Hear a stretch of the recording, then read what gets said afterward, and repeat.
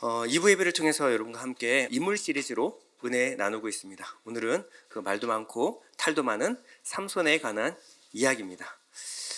우리는 성경 인물을 대할 때 이제 도덕적인 판단 기준으로 판단을 하는 오류를 쉽게 범하고는 합니다. 이런 의미에서 가장 많이 오해된 인물이 있다면 바로 삼손일 것입니다. 여러분들은 어떨지 모르겠지만 저는 삼손에 대해서 들은 설교 중에서 삼손에 대해서 긍정적으로 평가하는 설교를 거의 들어보질 못했습니다. 삼손에 대한 보통의 우리의 이미지 평가는 어떻죠? 여자 좋아하는 바람둥이, 여자의 눈이 멀어서 자기의 사명을 그르친 모질이 뭐 이 정도로 삼손을 기억할지 모릅니다. 그럼 우리의 평가 말고 삼손, 성경은 삼손을 어떻게 평가하고 있을까요? 성경에서 가장 삼손에 대해서 직접적으로 평가하고 있는 부분이 있다라고 한다면 히브리서 11장일 것입니다. 자, 히브리서 11장은요, 믿음장이라고 하는데 여기에 나열된 인물들은요, 믿음을 자기의 삶으로 구체적으로 실체화시킨 사람들이 바로 이 사람들입니다. 이 믿음의 사람들은 믿음으로 하나님, 보이지 않는 하나님을 위하여 세상의 여러 가지 유익이나 나아가서 자기의 목숨까지도 포기해야 했던 사람들, 이 사람들이 바로 히브리서 11장에 나열된 믿음의 인물들입니다. 그 중에 32절에 보면요, 내가 무슨 말을 더하리요? 기드온, 바락, 삼손, 입다, 다윗 및 사무엘과 선지자들의 일을 말하려면 내게 시간이 부족하리로다. 자, 지금 이 삼손을 어디에다가 함께 나열하고 있냐면요, 믿음의 선진들, 믿음의 사람들의 반열에 나열하고 있는데, 이 삼손과 같이 어깨를 나란히 하고 있는 사람들이 그 무시무시한 다윗과 사무엘이 나옵니다. 또 삼손의 이름이 나오는 32절 바로 다음 33절에 보면요, 이들을 이렇게 평가하고 있습니다. 그들은 믿음으로 나라들을 이기기도 하며 의를 행하기도 하며 약속을 받기도 하며 사자들의 입을 막기도 하며 불의 세력을 멸하기도 하며 칼날을 피하기도 하며 연약한 가운데서 강하게 되기도 하며 전쟁에 용감하게 되어 이방 사람들의 진을 물리치기도 하며. 자, 지금 우리의 평가하고 너무 다르지 않습니까? 삼손과 이들의 믿음의 선진들은 무엇이라고 말하고 있냐면 믿음의 선진일 뿐 아니라 믿음의 용사였다 라고 평가하고 있습니다. 그리고 38절로 가면 이렇게 말하고 있습니다. 이런 사람은 세상이 감당하지 못하느니라. 그러므로 세상이 감당하지 못하는, 세상을 이긴 믿음의 사람들 중에 삼손의 이름을 거론하고 있다는 거예요. 성경은 삼손을 믿음의 용사라고 평가하고 있습니다. 우리는 우리가 어떻게 생각하는지, 우리가 어떻게 이해하는지, 우리가 어떻게 판단하는지를 넘어서 성경이 그 인물에 관하여 무엇이라 말하고 있는가를 생각해 봐야 합니다. 우리는 성경이 어떤 인물에 대하여 어떻게 말하고 있는지에 관심을 가져야지 내 주관적인 잣대나 내 윤리적인 판단 기준을 가지고 판단해서는 안 됩니다. 삼손에 대해서 논문 10편을 쓴 박사라고 할지라도 성경이 아니라면 아닌 겁니다. 우리의 평가는 성경의 평가를 넘어서서는 안 돼요. 우리의 생각은 성경의 범주에서 넘어서서는 안 됩니다. 그럼 성경을 조금 아시는 분들은 이렇게 질문할 수 있습니다. 아니, 다른 건 다 차치하고라도 들릴라 사건 하나만 보더라도 그렇습니다. 아니, 한 여자에게 눈이 팔려가지고 홀려가지고 자기의 힘의 비밀인 이 나실의 언약을 누설해버리고, 그리고 두 눈이 뽑혀서 블레셋에 팔려나간 이 사사가 어떻게 믿음의 사람일 수가 있습니까? 네, 맞습니다. 이게 사사기에 나오는 많은 사사들, 그리고 성경의 인물들은요, 실수와 허점들을 다 갖고 있습니다. 그런데 문제는요, 성경은 작게 평가하는 것을 우리는 크게 평가하고요, 성경은 중대하게 다루고 있는 내용들을 우리는 중요하지 않게 다루고 있다는 것이 문제입니다. 우리가 성경을 읽을 때 이 도덕적인 관점을 읽게 되면요, 성경의 인물에서 하나님이 말씀하고자 하는 부분들을 다 놓쳐버릴 수가 있어요. 하나님은 그걸 말하고자 하는 것이 아닌데 하나님의 구속사적인 관점을 다 놓쳐버리는 경우가 있습니다. 예를 들어 다윗이요. 여러분, 다윗이 밧세바와 범죄한 사건을 여러분 다 기억하고 계실 겁니다. 그리고 우리야라는 사람을 죽였어요. 계획적으로 살해한 겁니다. 나아가서 인구조사를 해서 하나님께 범죄했습니다. 근데 다윗에 대해서 우리는 여자의 눈먼 모질이라고 말한 사람을 들어본 적이 없습니다. 그래도 다윗은 하나님이 들어쓰신 하나님의 마음에 합한 사람이다. 이렇게 우리가 평가를 합니다. 삼손도 마찬가지입니다. 삼손의 인간적인 결함들이 분명히 있습니다. 그래서 성경은 삼손의 인간적인 결함에 집중하기보다 삼손을 통해 하신 하나님의 일에 지금 집중하고 있습니다. 우리는 삼손을 통하여 하나님이 하신 일, 삼손을 통하여 우리에게 어떠한 일을 우리에게 말씀하고자 하는 바에 우리가 집중할 필요가 있습니다. 사사기에 등장하는 인물들은요, 하나님의 백성을 구원하는 그리스도에 대한 모형으로서 우리에게 제시됐을 뿐만 아니라 또한 한편으로는 당시 죄악된 이스라엘의 모습을 고스란히 담아내고 있는 이중적인 상징입니다. 삼손도 마찬가지예요. 삼손은 자기 목숨으로 이스라엘을 구원하는 메시아의 상징인가 동시에 자신의 명성과 인기 그리고 가치와 쾌락에 일로 매진하는 이스라엘의 죄악된 모습을 함께 담고 있습니다. 삼손에 대해서 부정적인 평가에 대해서는 여러분 많이 들어보셨을 테니까 오늘은 하나님이 삼손을 통해서 우리에게 전달하고자 하는 구속사적인 의미에 대해서 우리 한번 생각해 보려고 합니다. 자, 사사기를 읽을 때는 사사기에 이 사이클이 있는데요. 계속 이 사이클이 돕니다. 이 패턴이 어떤 패턴이냐면요. 첫 번째, 이스라엘이 범죄를 합니다. 그러자 하나님이 대적을 들어 징계를 하시고요. 이스라엘이 회개합니다.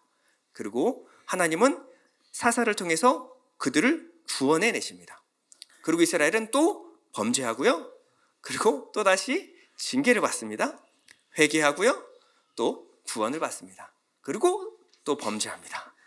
자, 근데 이 삼손의 시대에서는요, 이 사이클이 고리가 하나가 끊어져 버립니다. 자, 이 범죄의 고리가 끊어지면 얼마나 좋겠습니까? 그런데 뭐가 끊어졌을까요? 또 범죄합니다. 하나님이 대적을 들어 징계하셨는데 이스라엘 백성이 그 다음에 뭐 해야 돼요? 회개해야 되겠죠. 근데 회개를 하지 않는 겁니다. 더 이상 이스라엘 백성들은 하나님이 들어 치신 대적, 그 대적에게 핍박을 받고 징계를 받음에도 불구하고 회개하거나 돌이키고 부르짖지 않습니다. 오히려 사사기 15장에 보면요, 수많은 블레셋, 이 대적들을 쳐 죽인 삼손, 이 삼손을 결박하기 위하여 블레셋 사람들이 레히라는 곳에 모여들기 시작합니다. 그러면 이스라엘 백성들 또 유다 사람들은요, 삼손과 힘을 합하여 대적인 블레셋과 싸우는 게 맞습니다. 그런데 오히려 자기들의 사사인 삼손을 붙잡기 위하여 3,000명이 모여서 삼손들에게 달려들었습니다. 자, 사사기 15장 11절인데요. 유다 사람 3,000명이 에담 바위 틈에 내려가서 삼손에게 이르되 너는 블레셋 사람이 우리를 다스리는 줄 알지 못하느냐? 내가 어찌하여 우리에게 이같이 행하였느냐 하니.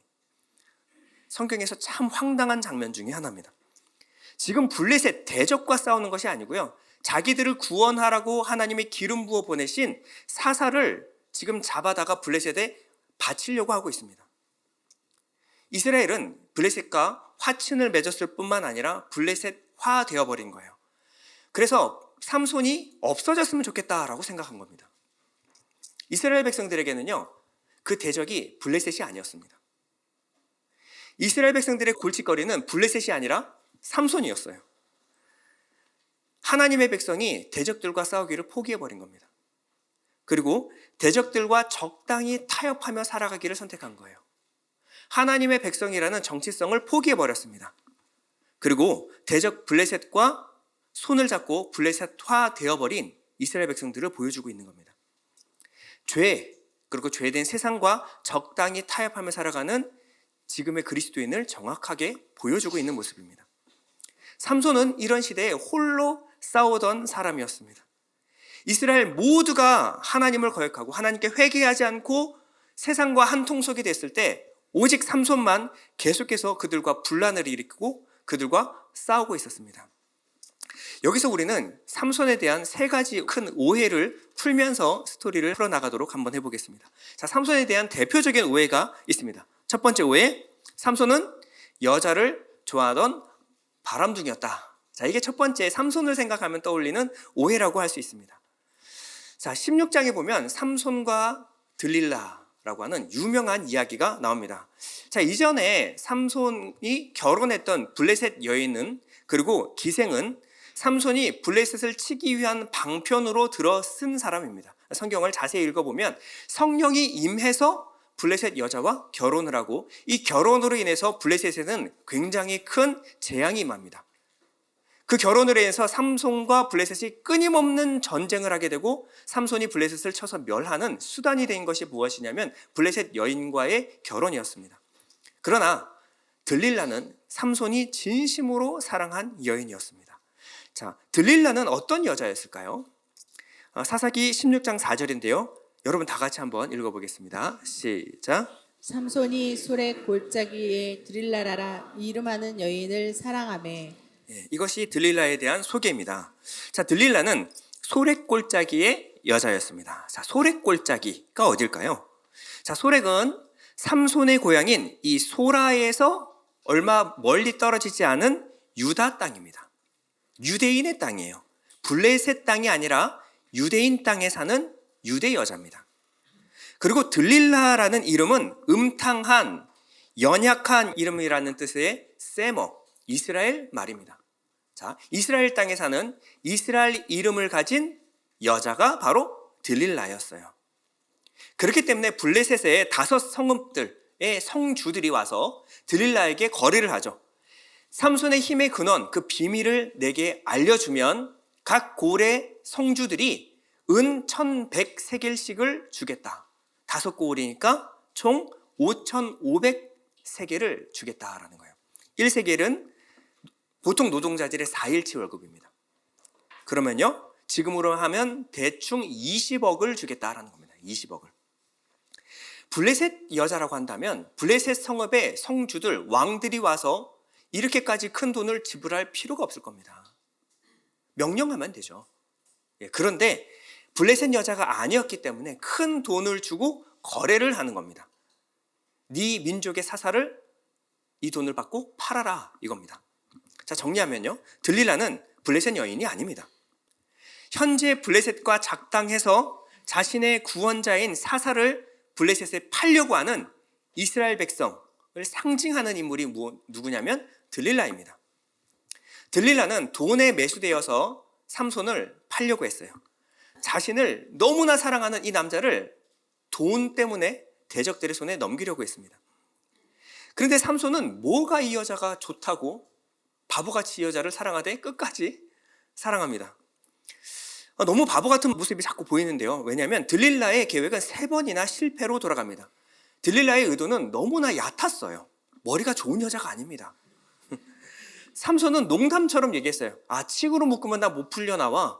그랬더니 칡으로 묶고 블레셋 사람들을 불렀어요. 근데 삼손이 칡을 끊어버리죠. 그러니까 삼손이 생각했을 때 이 여자한테 내 비밀을 말하면 나는 끌려가겠구나. 알지 않겠습니까? 그랬더니 들릴라가 또 부탁을 해요. 비밀이 뭐예요? 아, 한 번도 쓰지 않은 밧줄로 나를 묶으면 나는 풀려나지 못해. 그랬더니 다음날 밧줄이 묶여 있었어요. 그리고 블레셋 사람들이 들이닥칩니다. 그랬더니 또다시 밧줄을 끊어버리고 싸워서 물리쳤어요. 그랬더니 다시 들릴라가 물어봐요. 나한테 계속 이렇게 거짓말 할 거예요? 지금 누가 누구한테 화를 내야 될 상황이죠? 삼손이 한 번 더 농담을 합니다. 머리카락을 배틀 날실에 짜서 섞어서 짜면 나는 그 줄은 끊지 못해. 그랬더니 다음날, 여러분 이렇게 머리카락을 조금씩 빼가지고 배틀 날실에 짜고 있을 들릴라의 모습을 상상해 보십시오. 쥐어받고 싶지 않습니까? 보통 정성이 들어가는 게 아닙니다. 그렇게 정성을 다해서 삼손을 또 묶었어요. 다음날 삼손이 또 끊어버리고 블레셋 대적을 물리칩니다. 매번 내가 비밀을 누설할 때마다 정확하게 그렇게 내가 묶여있고 다음날 블레셋 사람들이 들이닥치는데, 여러분 아무리 바보라도 이 정도는 알지 않겠습니까? 그런데 삼손은 그 여자를 놓지를 못하는 거예요. 그래서 결국은 자신의 비밀인 이 나실린 언약을 발설합니다. 털어놔버려요. 삼손이 바보라서 그랬을까요? 아닙니다. 삼손도 알았어요. 바보라서가 아니고 들릴라를 사랑하되 진심으로 사랑한 겁니다. 이것이 이스라엘로 상징되고 있는 들릴라를 향한 삼손의 마음이었어요. 삼손은 이스라엘을 사랑하되 진심으로 사랑했습니다. 자기를 묶어서 블레셋에게 넘겨주는 유대 사람 3,000명에 대해서 어떤 원망도 하고 있지 않아요. 자기를 묶어서 블레셋에 넘겨주는 들릴라를 사랑하되 끝까지 사랑합니다. 이 사랑을 우리가 어디서 읽어봤죠? 교회를 향한 그리스도의 사랑이 바로 이런 사랑입니다. 그러니까 삼손이 들릴라를 사랑한 것은 그냥 여자에게 눈이 멀어서가 아니라 그리스도를 모형하고 있는, 이스라엘을 사랑하되 끝까지 사랑하는 그리스도의 모형인 바로 이 모습입니다. 자, 여기서 우리는 두 번째 오해를 풀고 가야 됩니다. 삼손은 근육빵빵한 히어로였다, 근육남이었다. 우리가 삼손을 생각하면 한 번도 그런 모습을 지어본 적이 없죠. 예. 이 삼손의 근육이 이렇게 빵빵했다면 블레셋 사람들이 삼손의 힘이 어디서 나오는지 궁금했을까요? 여러분, 이 남자한테 한번 물어보세요. 당신의 힘은 어디서 나옵니까? 뭐 궁금해요? 근육이죠. 여러분, 마동석 씨한테 질문을 할 때 당신은 어디서 그런 힘이 나옵니까? 어떻게 그렇게 싸다기를 잘 때릴 수가 있습니까? 어떻게 질문해요? 당연하죠. 헬스클럽을 운영했던 이 근육 빵빵한 사람한테 뭘 물어볼까? 그 근육을 키웠기 때문에 그 힘이 나오는 거 아니겠습니까? 근데 삼손은 삼손에게 끝없이 궁금했던 게 뭐냐면 당신의 힘은 어디서 나옵니까? 했어요. 그러면 삼손의 외모가 어땠다라는 겁니까? 이렇게 대단한 근육남은 아니었다라는 겁니다. 자, 삼손의 세 번째 오해는요, 삼손의 힘은 머리카락에 있었다. 자, 이 정도면 삼손에 대해서 뿌리부터 다 오해하고 있는 겁니다. 자, 이게 세 번째 오해인데요, 삼손의 힘은 그의 머리카락에 있는 것이 아니었습니다. 자, 성경은 삼손이 힘을 잃는 장면에 대해서 이렇게 기술하고 있습니다. 자, 오늘 본문 16장 20절인데요. 들릴라가 이르되 삼손이여 블레셋 사람이 당신에게 들이닥쳤느니라 하니 삼손이 잠을 깨며 이르기를 내가 전과 같이 나가서 몸을 떨치리라 하였으나 여호와께서 이미 자기를 떠나신 줄 깨닫지 못하였더라. 자, 여기에 무엇이 들어가 자연스러우냐면요, 머리카락이 떠난 줄 알지 못하더라 이래야 되는데 여호와께서 이미 자기를 떠난 줄 깨닫지 못하더라. 삼손이 힘을 잃은 것은 여호와께서 삼손을 떠났기 때문에 그렇습니다. 이걸 알고 보면요, 우리 방금 전에 얘기했던 유다 사람 3,000명이 삼손을 잡으러 왔는 장면에 보면요, 삼손이 독특한 이야기를 합니다. 자, 14장 12절에 보면요, 그들이 삼손에게 이르되 우리가 너를 결박하여 블레셋 사람의 손에 넘겨주려고 내려왔노라. 삼손이 그들에게 이르되 뭐라고 말하냐면요, 너희가 나를 치지 아니하겠다고 내게 맹세하라 하며, 굉장히 약한 모습이죠. 그들이 삼손에게 말하여 이르되 아니라 우리가 다만 너를 단단히 결박하여 그들의 손에 넘겨줄 뿐이요 우리가 결단코 너를 죽이지 아니하리라 하고 세 밧줄 둘로 결박하고 바위 틈에서 그를 끌어내리니라. 사실 지금 보면요, 삼손이 엄청난 위대한 신적 힘을 가지고 있는 모습이 아닙니다. 삼손의 행색은요, 밧줄 하나 끊어내지 못하는 초라한 행색으로 나와요. 그리고 뭐라 그러냐면 나 때릴 거야? 그리고 물어보고 있는 거예요. 나 때리지 마. 나 때리려고 그러는 게 아니야. 잡아다가 블레셋에 넘길 거야. 이런 바보 같은 대화를 지금 하고 있는 겁니다. 그리고 삼손을 결박하는데 그냥 세 밧줄로 그냥 둘둘둘 묶어가지고 그냥 넘긴 거예요. 그런데 그 삼손에게 하나님의 영이, 하나님의 신이 임하자 그 밧줄이 불탄 삼처럼 끊어져 버립니다.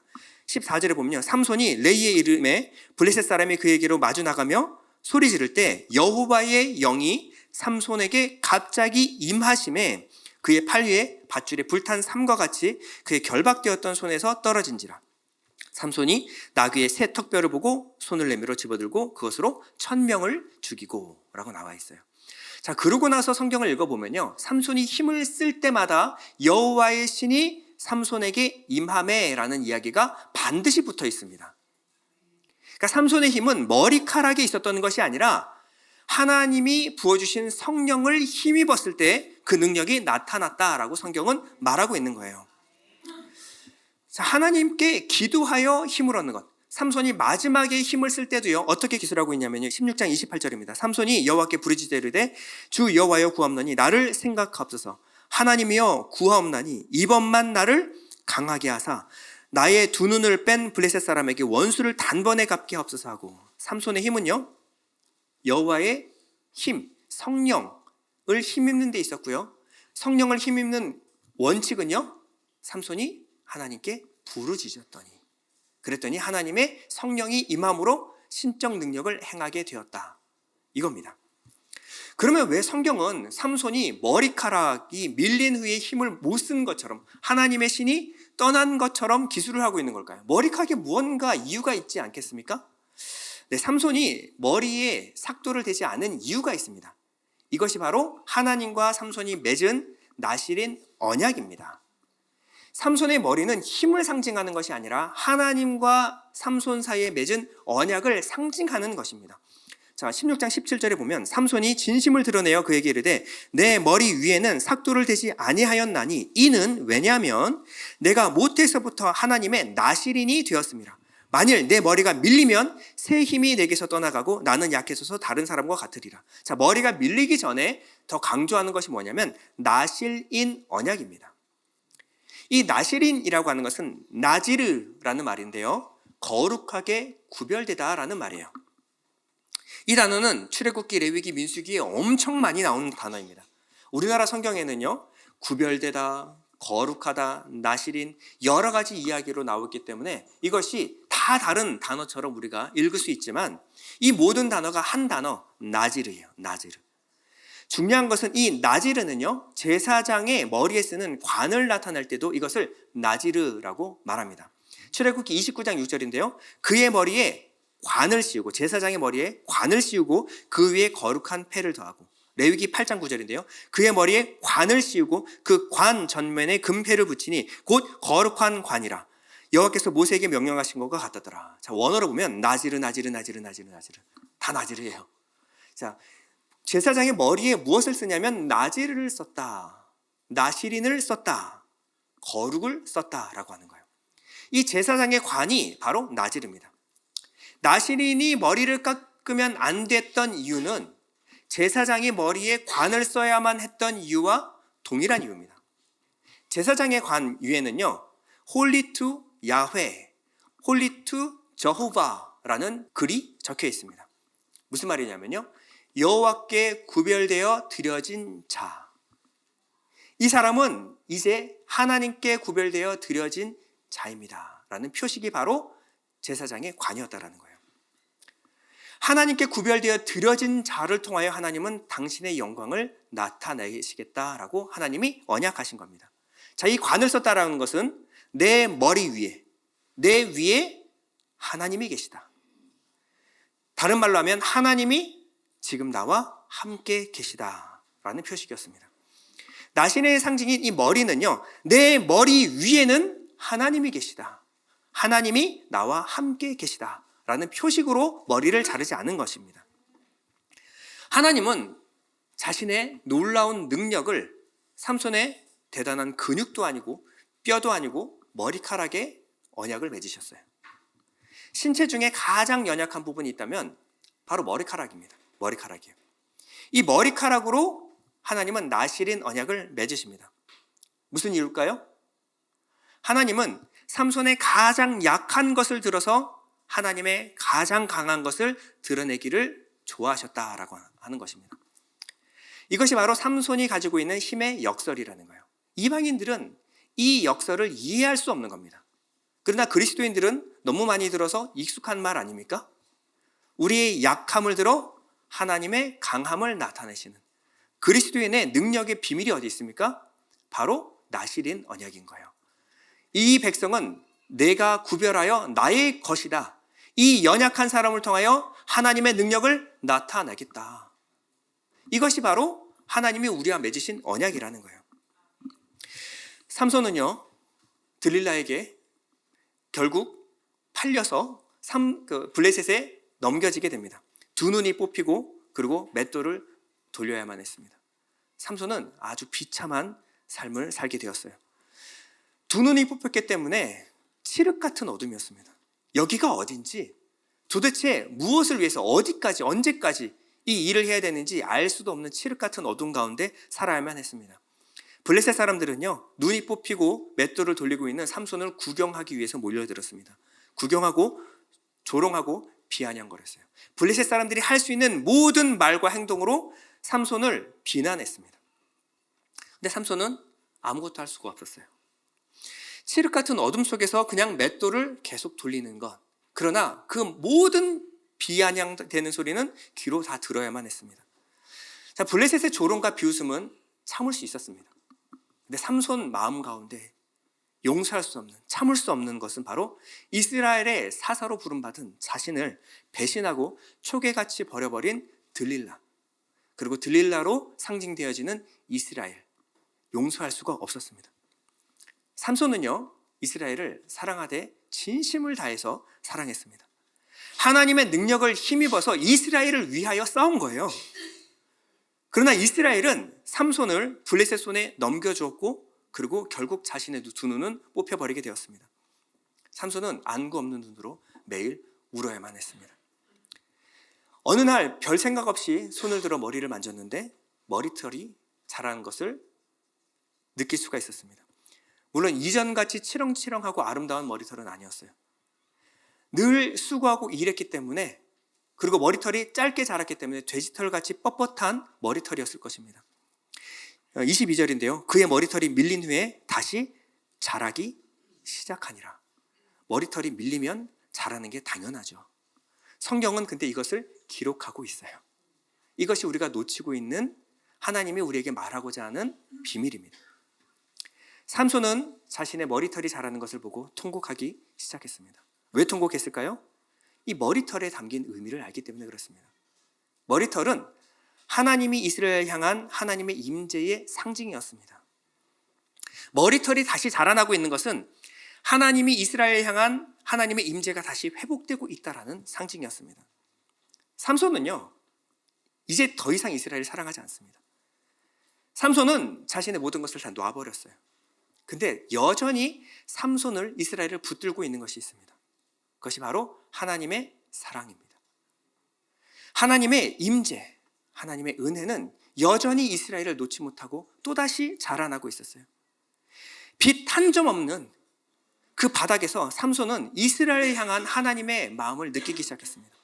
다시는 자라지 않을 것 같은 머리에서 또다시 머리가 자라나듯이, 이 머리가 서서히 또다시 자라나듯이 이스라엘 향한 하나님의 긍휼하심과 사랑하심은 또다시 자라나고 있었어요. 사사기의 사이클은 깨져버렸는데 하나님의 다시 용서하심과 구원하심은 다시 반복되고 있었습니다. 자르고 잘라도 머리카락이 다시 자라나듯이 하나님의 마음은 우리 마음 가운데 끝없이 다시 자라나는 거예요. 삼손은 이스라엘을 버렸는데, 삼손은 이스라엘이 너무 원망스럽고 미운데 하나님은 이스라엘을 놓지 못하는 것입니다. 이스라엘은 원하지도 않아요. 회개하지도 않고 부르짖지도 않습니다. 근데 하나님이 이스라엘을 향하여 부르짖고 계시는 거예요. 그리고 하나님은 삼손의 머리를 다시 자라나게 하심으로 삼손에게 사명의 자리로 초대하고 계셨습니다. 하나님은 이스라엘도 원하지 않았던 하나님의 구원의 사역을 또다시 시작하고 계시는 것이었습니다. 이제 삼손의 마지막 장면으로 넘어가 보겠습니다. 블레셋은 축제가 벌어졌어요. 전 국가적인 축제가 벌어졌습니다. 이스라엘을 식민지로 삼으려고 했는데 그 가시 갔던 단 한 사람 때문에 이스라엘을 자신의 식민지로 삼지 못했던 이유가 있었습니다. 바로 삼손이었어요. 근데 그를 사로잡았습니다. 이 한 놈만 없어지면 되는데 이 한 놈이 자기들의 계략에 넘어가 버린 것입니다. 23절입니다. 여러분 다 같이 한번 읽어보도록 하겠습니다. 시작. 블레셋 사람의 방백들이 이르되 우리의 신이 우리 원수 삼손을 우리 손에 넘겨주었다 하고 다 모여 그들의 신 다곤에게 큰 제사를 드리고 즐거워하고 백성들도 삼손을 보았으므로 이르되 우리의 땅을 망쳐놓고 우리의 많은 사람들을 죽인 원수를 우리의 신이 우리 손에 넘겨주었다 하고 자기들의 신을 찬양하며. 잘 보면요, 그들은 자신의 힘으로 삼손을 잡았다라고 말하고 있지 않아요. 그들은 자신의 지혜와 수고와 노력으로 삼손을 포획할 수 있었다라고 말하지 않습니다. 자신이 섬기는 다곤 신이 우리에게 삼손을 허락했다라고 말하고 있는 거예요. 이 모든 것은 다 다곤 신의 은혜입니다. 하나님이 들어가야 될 자리에 다곤 신을 넣어서 찬양하고 있는 거예요. 이 찬양은 이스라엘이 하나님께 올려드려야 될 찬양이었습니다. 그런데 블레셋이 다곤 신에게 찬양을 하고 있는 거예요. 삼손뿐만 아니라 하나님도 조롱받고 있는 겁니다. 삼손의 몰락은 그저 삼손의 몰락이 아니라, 이스라엘의 몰락은 그저 이스라엘의 몰락이 아니라 하나님의 이름이 더럽혀지는 사건이었습니다. 고대 사회에서는 축제의 절정이 되면요, 자신이 잡았던 전쟁 포로를 죽이는 일, 이것을 클라이막스, 하이라이트로 거행했습니다. 자, 25절에 보면요, 그들의 마음이 즐거울 때 이르되 삼손을 불러다가 우리를 위하여 제주를 부리게 하자 하고 옥에서 삼손을 불러내매 삼손이 그들을 위하여 제주를 부리니라. 그들이 삼손을 두 기둥 사이에 세웠더니 삼손이 자기 손을 붙든 소년에게 이르되 나에게 이 집을 버틴 기둥을 찾아 그것을 의지하게 하라 하니라. 그 집에는 남녀가 가득하니 블레셋 모든 방백들도 거기 있고 지붕에 있는 남녀도 3,000명 가량이라. 다 삼손이 제주 부리는 것을 보더라. 자, 이 분위기가 가늠이 되십니까? 지금 삼손의 최후를 보겠다고 블레셋 전국에서 다 몰려든 겁니다. 이것은 단 한 번밖에 볼 수 없는 이벤트야. 우리의 대적 삼손이 우리 눈앞에서 죽는 것을, 이것은 놓치면 안 되지. 그러니까요, 이 다곤 신전에 모여들었는데 신전에 앉을 자리가 없어가지고 신전 지붕 위에까지 올라갔는데 지붕 위에 올라간 사람만 3,000명이었습니다. 이 지붕은요, 당시에도 그렇게 튼튼하지 않았어요. 근데 3,000명이 올라갈 정도였으니까 이게 굉장히 위태로운 상황, 이 분위기가 얼마나 가열됐는지 가늠이 되시죠. 이때 삼손은요, 이 신전을 바치고 있는 지붕의 기둥으로 나를 인도해라 라고 소년에게 요청했습니다. 삼손은 이 기둥 사이에 섰어요. 그러니 모든 사람들이 삼손의 재롱을 보다가 마지막 클라이막스죠, 가장 중요한 장면입니다. 신전의 기둥 사이, 여기서 삼손은 처형당해야 되는 거예요. 보이지 않는 눈을 들어서 삼손은 하늘을 바라봅니다. 삼손이 이렇게 기도해요. 28절에 보면 삼손이 여호와께 부르짖어 이르되 주 여호와여 구하옵나니 나를 생각하옵소서. 하나님이여 구하옵나니 이번만 나를 강하게 하사 나의 두 눈을 뺀 블레셋 사람에게 원수를 단번에 갚게 하옵소서. 이 두 눈을 빼는요, 두 눈의 원수인이라는 말입니다. 이 두 눈의 원수는요, 당시 아람어 철천지 원수를 상징하는 관용적 표현이었습니다. 그래, 개인적인 원한을 놓고 기도하는 것이 아니에요. 하나님의 원수인, 하나님 나라의 이 원수인 이들을 멸하게 내게 힘을 주십시오.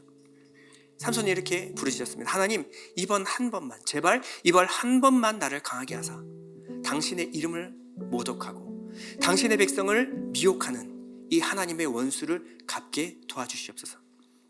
당시 이스라엘 사람 중에 단 한 명도 하나님께 부르짖는 사람이 없었어요. 단 한 명도 회개하는 사람이 없었습니다. 그런데 단 한 명, 삼손이 하나님께 부르짖고 있는 것입니다. 삼손이 이렇게 부르짖은 거예요. 하나님, 제가 또 이스라엘이 하나님께 어떤 것도 요구할 자격이 없다는 건 잘 압니다. 그러나 하나님, 우리를 불쌍히 여겨주십시오. 그리고 제발 이 한 번만 제게 내게 힘을 주십시오. 당신의 이름을 모독하고 당신의 백성을 죽이며 그리고 당신을 모독하게 하는 이 하나님의 원수를 멸하게 주님 나를 도와주십시오. 하나님, 내 생명을 드리니 주 영광 위에 사용하여 주옵소서. 하나님은 이스라엘의 단 한 사람의 부르짖음, 이 부르짖음을 듣고 응답하셨습니다. 29절인데요, 삼손이 집을 버틴 두 기둥 가운데 하나는 왼손으로 하나는 오른손으로 껴 의지하고 삼손이 이르되 블레셋 사람과 함께 죽기를 원하노라 하고 힘을 다하여 몸을 굽히매 그 집이 곧 무너져 그 안에 있는 모든 방백들과 온 백성에게 덮이니 삼손이 죽을 때에 죽인 자가 살았을 때에 죽인 자보다 더욱 많았더라. 이렇게 삼손의 이야기는요, 사망의 언덕 가운데서 회개하지 않던 이스라엘을 향하여 울부짖었던 예수의 이야기입니다. 자신의 죽음으로 이스라엘 백성을 구원하신 예수의 이야기가 바로 삼손의 이야기입니다. 오늘의 말씀을 정리하고 마치도록 하겠습니다. 자, 첫 번째, 우리의 약함에서 하나님의 강함이 나옵니다. 우리 다 같이 한번 해볼까요? 시작. 우리의 약함에서 하나님의 강함이 나옵니다. 삼손의 힘은요, 근육이 있었던 것도 머리카락에 있었던 것도 아닙니다. 성령이 임할 때 하나님의 능력이 나타났다는 거예요. 삼손의 가장 연약한 머리털을 통하여 하나님의 언약을 실행하셨듯이 우리의 약함을 통하여 오늘도 하나님은 성령의 능력을 나타내실 줄 믿습니다. 이것이 우리에게 임한 성령의 능력이라는 거예요. 여러분, 약하다고, 능력 없다고, 힘 없다고 좌절하지 마십시오. 하나님은 우리의 연약함을 통하여 하나님의 놀라운 능력을 나타내실 줄 믿습니다. 두 번째는요, 아파도 멈추지 않는 것이 사랑입니다. 다 같이 시작. 아파도 멈추지 않는 것이 사랑입니다. 잘리고 또 잘려도 머리털은 다시 자라납니다. 하나님을 배신하고 떠났던 이스라엘 향한 하나님의 긍휼의 마음은 머리털이 자라나는 것처럼 끝없이 자라났어요. 회개하지도 부르짖지도 않았던 패역한 이스라엘 백성들을 위하여 하나님은 끝없이 자신의 구원을 시행하고 계셨습니다. 여러분, 아파도 멈출 수 없는 것이 바로 사랑입니다. 여러분, 그 사랑이 있었기 때문에 우리가 이 자리에 앉아 있는 겁니다. 우리가 맡은 자리에서 충성해야 될 것은요, 내 사랑이 아니라 내 마음 가운데 끝없이 교회를 사랑하시는 하나님의 사랑이 있기 때문에 그렇습니다. 우리 마음 가운데도 하나님의 사랑이 다시 자라나기를 소망합니다. 그 사랑이 교회를, 가정을, 그리고 내게 맡겨주신 영혼을 다시 살려내실 줄 믿습니다.